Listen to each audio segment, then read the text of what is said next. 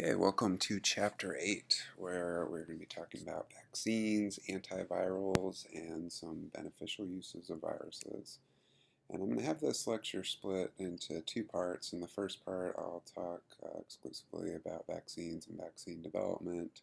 In the second part, we'll cover some of the basics of antivirals and then a few newer beneficial uses for viruses. All right, so we've already talked about this fact that viruses and hosts, humans, are locked in this evolutionary battle, right? So human immune system comes up with some new defense against a particular virus. That virus mutates and evolves a way around that particular defense.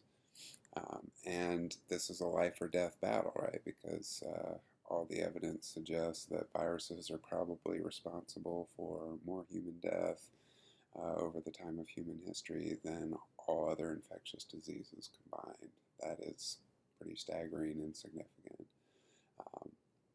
And so, really, we have two main weapons against viruses in terms of modern medicine. We have vaccines, which would fall under the umbrella of prevention, and then we have antiviral drugs, which would be considered under the treatment umbrella. And as you saw in the outline, there have been some more recent advances due to really the advent of molecular biology and our ability to manipulate genes to sort of tame certain viruses to our will and use them as tools for things like gene therapy or some newer cancer therapies. And we'll talk about those at the end of the lecture. All right, so to talk about vaccines specifically here, obviously the whole point of vaccination is to try to induce that immunological memory, right? We want to introduce the virus or part of the virus in a harmless form to activate the immune system, generate that memory, so that then if you encounter the actual infectious, dangerous form of the virus, the immune system is activated more quickly and at a higher level than would otherwise be the case. So we get that more rapid, more intense immune response. And so vaccines and antivirals, for that matter, before they get used in humans, they have to be extensively tested either in cell culture, usually in cell culture, and then in animal systems, and then in clinical trials with humans before they're going to be used in a widespread way on the general population. And so this is, one of the challenges we're encountering right now at the time of recording this lecture, summer 2020. During the COVID pandemic, everybody is intensely focused on trying to come up with a COVID-19 vaccine, right? And we have lots of promising candidates, but of course one of the challenges is they have to be tested, right? So they have to go through these trials, which can be somewhat lengthy processes to show scientifically that they are effective in humans and that they are safe in humans. And we don't want to skip over that step or we're potentially spending lots of money and effort on an ineffective or dangerous vaccine.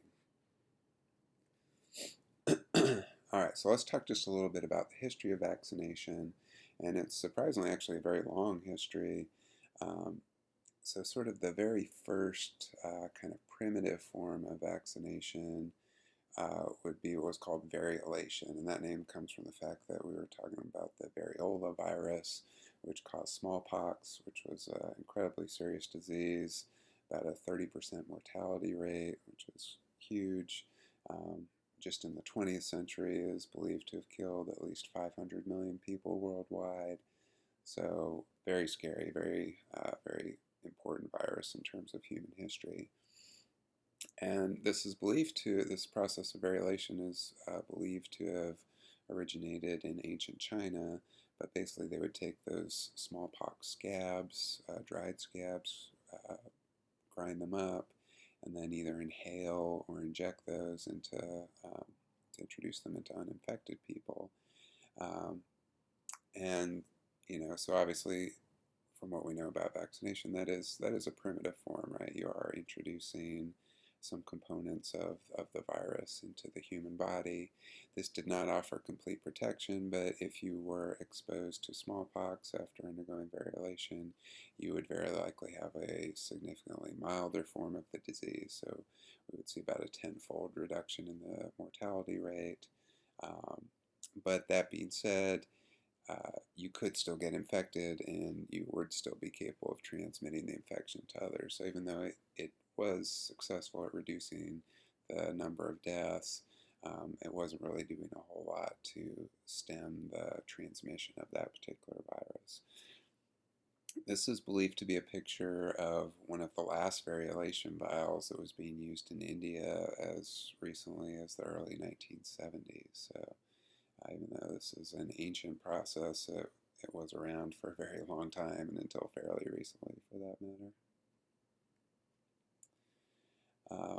So we had variolation going back to ancient China, and then sort of the more modern form of vaccination often gets attributed to this English doctor, Edward Jenner, in the late 1700s.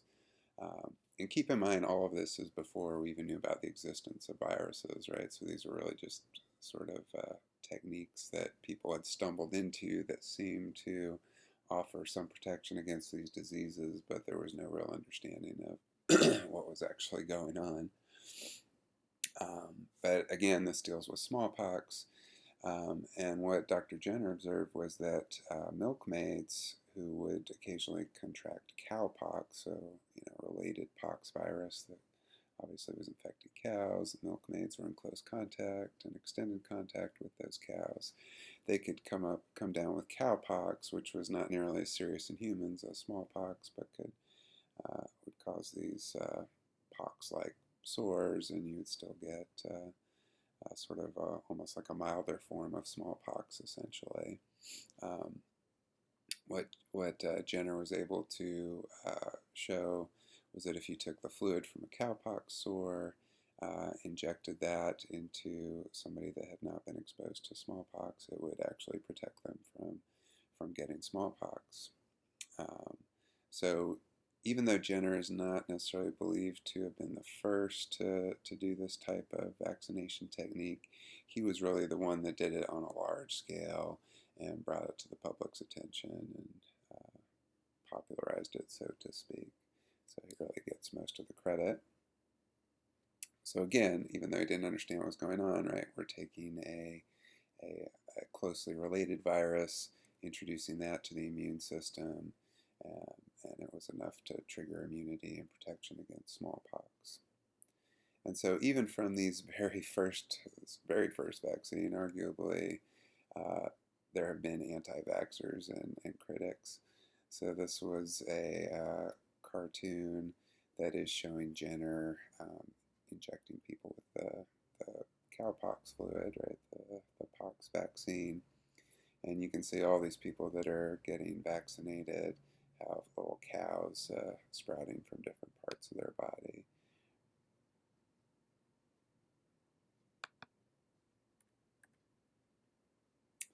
All right, then we have about 100 years till the second vaccine, late 1800s.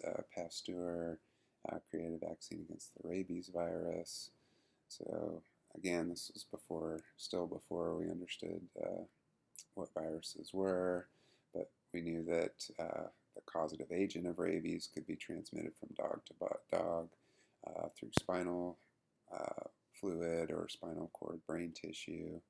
Um, and so what they did was infected rabbits and then removed their spinal cords, dried those, and basically used that powdered neural material to vaccinate dogs against rabies. And they first tested this on a human, this 9-year-old named Joseph Meister, who'd been bitten a bunch of times by a rabid dog.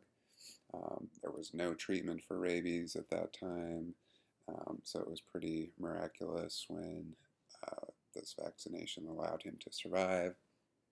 Um, they used it on hundreds of people after Joseph in the coming years, and only one of the people that received the vaccine died, and that they believe that was because he was bitten 6 days before he received the vaccination. So the virus had just become too well established for the immune system boost to really be of any help at that point. Um, so as we've seen with some of these early vaccinations, um, basically we're taking tissue from animals, right, that were infected with a virus or a related virus, and using that as the basis for the vaccine. And as we now know, well, that was really the only way we could propagate viruses. But in the 1930s, Woodruff and Goodpasture showed that you could basically grow viruses in embryonated hen's eggs, right? So that became much more convenient than having to infect animals and sacrifice the animals. You know, eggs are small, easy to deal with, and very abundant. So this became the most popular way to grow virus and produce vaccines. And it is still used today. So, for example, the yearly influenza virus is often still produced in this way. If you've ever gotten your flu shot, you have to fill out the little questionnaire typically before you get it. And one of the questions is always, do you have an egg allergy? Um, and this is why they're asking, because there will still be some egg proteins associated with the vaccination. And so now, we do have more advanced cell culture techniques that in many cases have replaced the use of eggs, but they do still get used in certain cases because they're cheap and still easy to deal with. Okay, so what makes a good vaccine? Well, obviously it's got to be immunogenic, and ideally we want it to activate both arms of the immune system, the innate and the adaptive. And we'd like to get that humoral response, right? Antibody production. Um, we want that long-term protection. Um, but in many cases, we'd also like to activate the cell-mediated response. And there I'm really talking about the cytotoxic T cells. So best vaccines are probably going to induce both of those. And of course, it's also going to help to have some in-depth knowledge of the virus. How pathogenic is it? How does the immune system respond to a particular virus? All of those things may help in the choice of, what type of vaccine we want to generate, or what type of proteins from the virus, for example, might provide the best immune response. And you'll see this term anytime you're studying or reading about vaccines, adjuvants.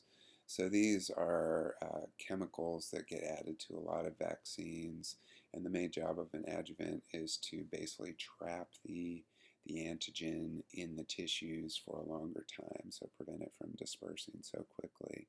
And the whole idea there is you're giving more time for the dendritic cells. If you remember back to the immunology chapter, those phagocytic cells that kind of start the whole process of activating the adaptive immune system, gives more time for those dendritic cells to find the antigens, endocytose them, present them to the T cells, etc. Okay, so I want to go through 3 different common types of vaccines. And the first I want to talk about is what are called live attenuated virus vaccines. And so, as this name implies, these are quote-unquote live viruses. We already talked about the fact that virus is not alive, but these are infectious, so to speak, would be a better word. But they're attenuated, meaning they're weakened. Okay, so they're not going to replicate as effectively. They're not going to cause disease in humans. Might cause some mild symptoms, but not serious disease for sure. So how do you attenuate a virus? Well, you could do it with some genetic engineering, some gene modification, but sort of the traditional way to do it would be to passage your original viral strain. Of course, we're talking about human viruses here. Um, either through different human cell types or through non-human cells. Uh, so passage, and the idea is with each passage, the virus is mutating to become more adept at infecting the cells that it sees. And so after a number of passages, the virus has mutated to an extent that it is not going to be as infectious in humans, or at least in the original human cells, as it once was. So we've weakened it just through the process of evolution and mutation there.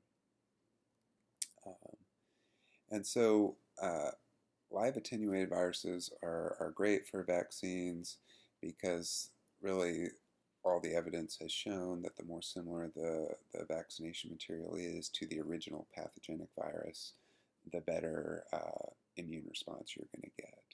So obviously the live attenuated viruses are still quite close to the original virus. So, and it is the full virus, so you're more likely to get better immunity in that instance. There are some significant limitations. So because this is infectious virus, a lot of times it depends virus to virus, but may very well require refrigeration, right? That's a challenge for distribution. And also because this is infectious virus, and as we just talked about, viruses can mutate very quickly, right? There's always the possibility with the live attenuated vaccine that it could potentially mutate back into the original virulent strain.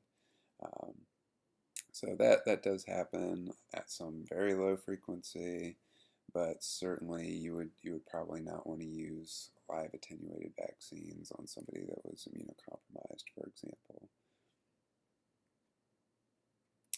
Okay, so we have live attenuated virus vaccines.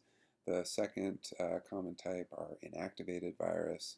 So in this case, the virus is basically quote unquote killed by high heat or fixing in formaldehyde, for example.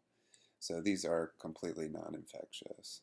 And, one advantage here is you don't have to worry about this mutating back into an infectious strain. You don't have to refrigerate. You can actually freeze dry the vaccine, which makes it very easy to store and transport over long distances or store for longer periods of time. Main limitation is that when you inactivate the virus, you do lose some of the immunogenicity. So you're likely not going to get a strong immune response. May very well require booster shots, right? So you'd have to be basically vaccinated multiple times in order to maintain immunity or get strong enough immunity to last for a number of years. And the third type I wanted to mention is what are called recombinant subunit vaccines. This is the sort of the newest type of vaccine. And this is basically using gene cloning, gene manipulation techniques to produce just parts of a virus. So for example, in this cartoon here, we are taking one particular gene from the hepatitis B viral genome, cloning that into a plasmid. That plasmid can then be put into bacteria or yeast cells in this case, and you're basically turning the yeast cell now into a factory to produce the protein coded for by this viral gene. So we're cranking out those proteins, we can purify those, and then just inject the viral protein as the vaccine. Okay. So advantages of this, we can do this for viruses that might be very difficult to propagate in the lab, right? We don't have any concern for infection. There's no worries about reversion because it's usually just a protein or a small handful of viral proteins. But again, just we talked about with the inactivated, it's not going to be as immunogenic pathogenic as live virus, so definitely probably going to need booster shots.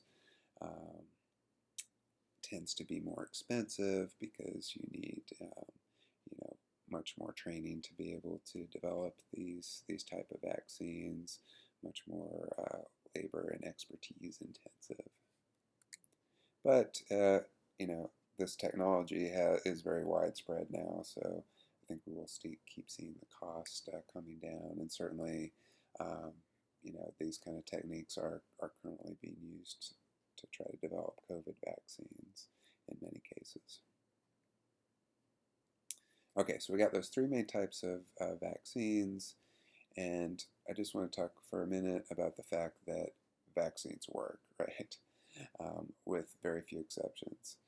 So, a lot of these very famous childhood diseases, measles, mumps, rubella, varicella, there's a long list of diseases whose incidence has been either dramatically reduced or in some cases, like smallpox, completely eliminated due to vaccination.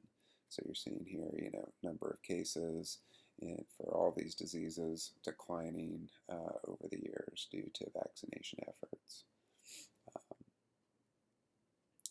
And yeah, so just to give you some specific numbers, look at this, pre-vaccine estimates, varicella, 4 million, dropped down to 167,000 cases in 2013, so 96% decrease. You look at the drop in deaths for some of these diseases, right? It's more than 99%, or as we eliminated smallpox, right? 100% decrease. So again, vaccination is effective. It is the strongest tool in our arsenal against viruses. And unfortunately, due to either unwillingness to vaccinate or inability to vaccinate, from people not having access to health care, in some cases we seem to be doing our best to try to reverse some of these trends. And, as I'm sure you're aware, right, there's a large and growing sort of anti-vaccination community out there. And a lot of this can be traced back to a study by this researcher, Andrew Wakefield, that published a paper suggesting that the measles, mumps, rubella vaccine was linked to autism.